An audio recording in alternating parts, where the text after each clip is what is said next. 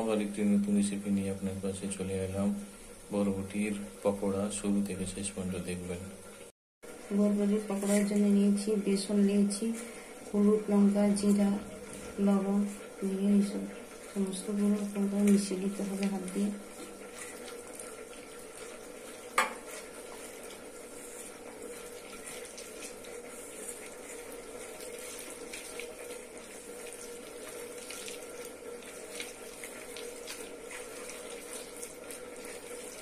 মাখানো হয়ে গেছে,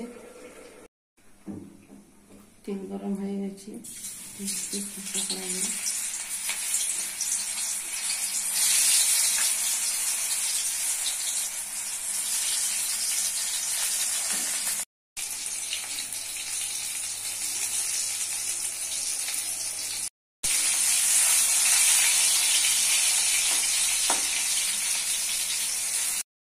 ভাজা হয়ে গেছে,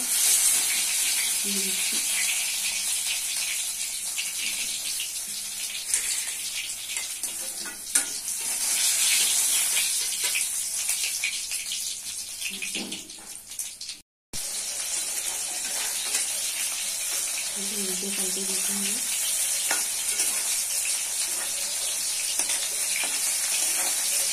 ভাজা হয়ে গেলে দেখাচ্ছি।